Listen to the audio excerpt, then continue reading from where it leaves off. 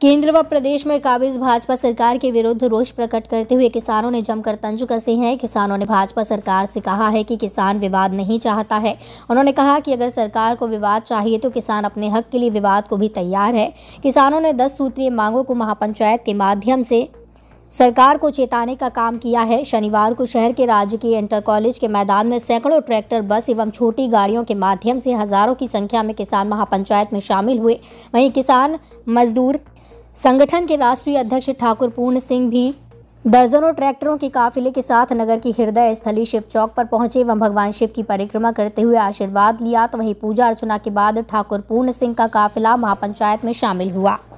इस दौरान मौजूद किसानों ने राष्ट्रीय अध्यक्ष ठाकुर पूरन सिंह का जोर शोर के साथ तालियां बजाकर एवं ठाकुर पूरन सिंह जिंदाबाद के नारों के साथ स्वागत किया। तो वहीं ठाकुर पूरन सिंह ने कहा कि आगामी होने वाले चुनाव में यदि कोई भी प्रत्याशी चुनाव लड़ता है तो उसके लिए भी मेडिकल एवं सभी मापदंड अनिवार्य किए जाएं।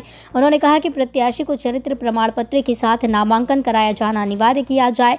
केंद्र एवं प्रदेश में काबिज भाजपा सरकार ने चुनाव के दौरान युवाओं को रोजगार एवं बढ़ती महंगाई पर रोक के अलावा किसानों को लाभकारी योजना का लॉलीपॉप देकर सत्ता हासिल करने का काम किया। उन्होंने कहा कि यदि भाजपा सरकार के द्वारा युवाओं को रोजगार नहीं दिया जा रहा है तो भाजपा सरकार के तमाम विधायक एवं सभी पदाधिकारी किसानों के यहां आकर नौकरी करें। किसान उनको 8,000 प्रति माह देगा। उन्होंने कहा कि किसानों के यहां काम करने के लिए उनके पशुओं को नहलाना, चारा खिलाना एवं खेतों में काम करना पड़ेगा, जिसके लिए उनको किसी चरित्र प्रमाण पत्र या डिग्री की आवश्यकता नहीं होगी। अध्यक्ष जी, आज किस तरह की किसान महारैली निकले, किन मांगों को लेकर आज यहाँ बैठे हैं? मांग नहीं है, अधिकार है किसान का जी। इस देश की आजादी में 7,32,000 लोग फांसी के फंदे पर चढ़े, ठीक है। ये उनके बलिदान का बना हुआ देश है। ये देश खैरात में नहीं मिला कि व्हाट्सएप और फेसबुक पे लिख के भेज दिया अंग्रेजों भारत छोड़ो और वो चले गए। ये देश 7,32,000 लोग फांसी के फंदे पर चढ़े जब आजाद हुआ। क्या हुआ आजादी के बाद? सन 52 में पहली बार चुनाव इस देश में हुआ और सन 2022 के चुनाव तक भी आज तक इस देश में किसान और मजदूर के लिए कानून नहीं बना। बेरोजगार युवक आज भी आत्महत्या कराएं कि हमें रोजगार नहीं मिलता।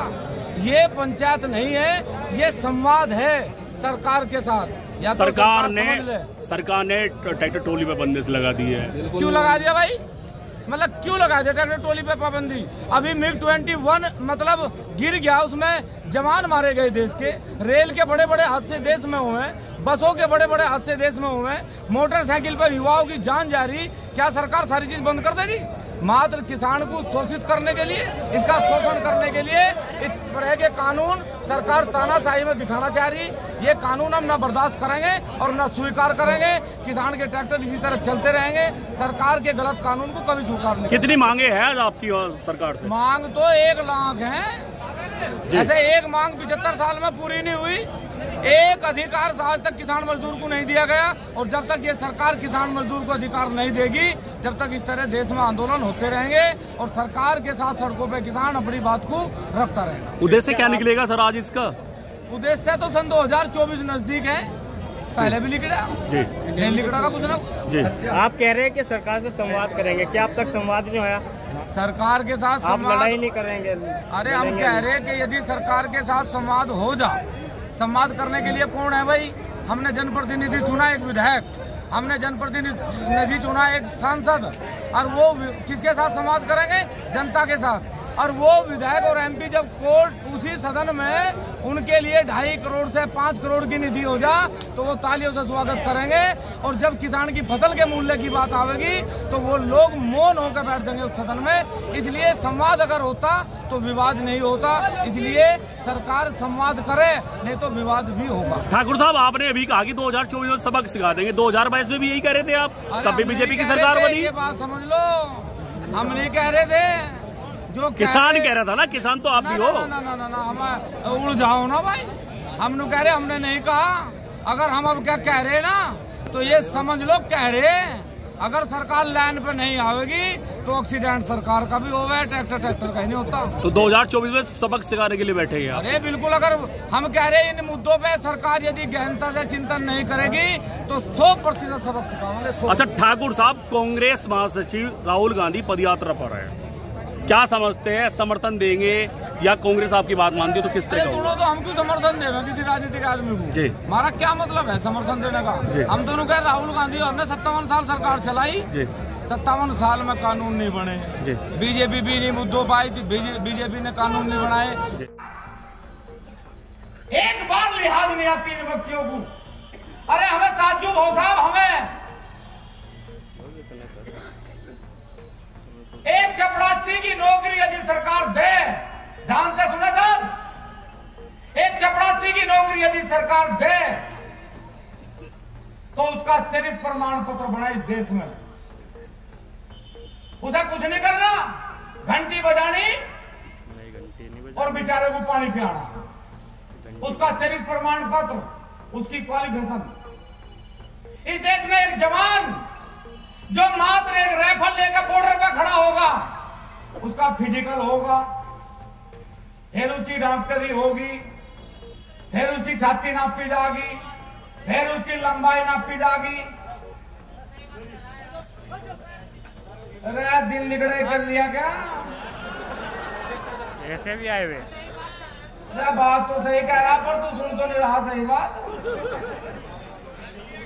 हमें भाई एक बात का मलाल है, और आप लोगों को इस बार ये संकल्प लेकर उठना कि यदि हमारा बच्चा आर्मी में जा, पुलिस में जा, यदि उसका फिजिकल अनिवार्य है, उसका मेडिकल अनिवार्य है, उसका चरित्र प्रमाण पत्र अनिवार्य है, तो इस बार सन 2024 में जितने लोग चुनाव लड़ेंगे उसका भी फिजिकल और मेडिकल और चरित्र प्रमाण पत्र अनिवार्य है।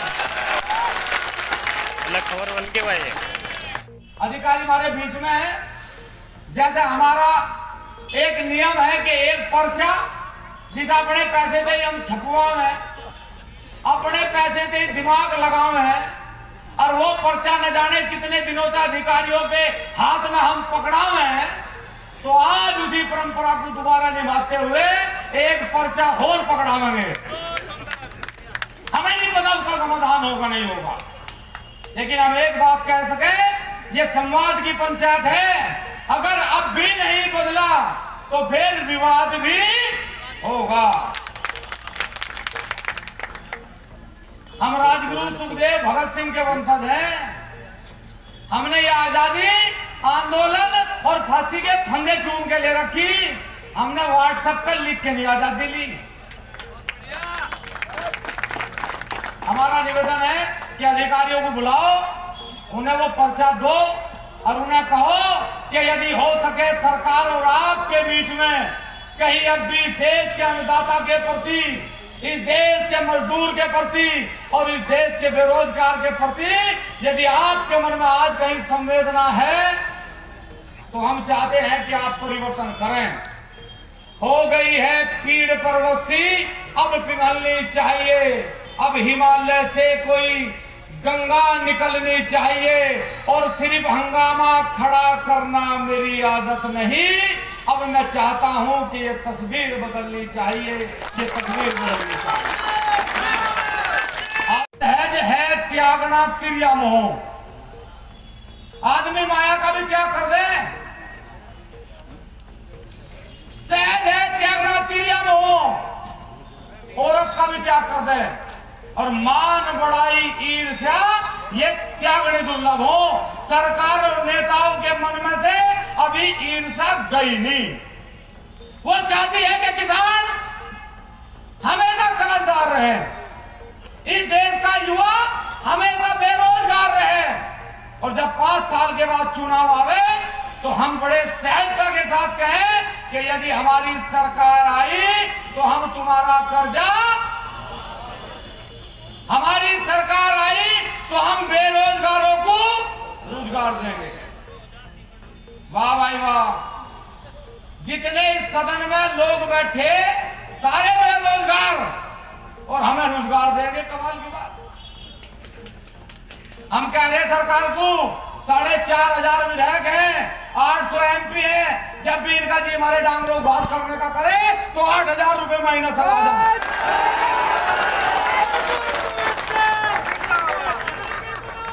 मजाक बना रखा सदन का, रेस करवाओ, जोरदार गली उसके बारे में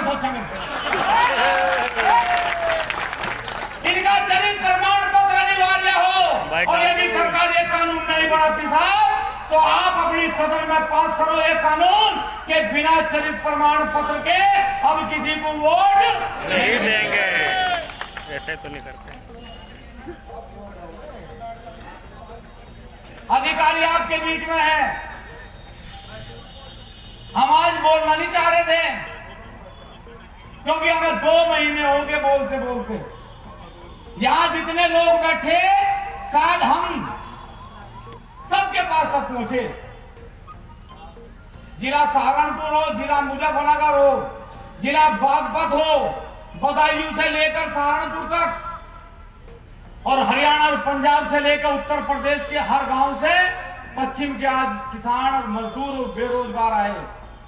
हमें खुशी है और सरकार घमंड में न रहे। यदि ये बढ़ाना जाने तो बिगाड़ना भी जाने। इसलिए वीडियो को लाइक करें, शेयर करें और चैनल को सब्सक्राइब करें। खबरों के नोटिफिकेशन के लिए बेल आइकन दबाना न भूलें।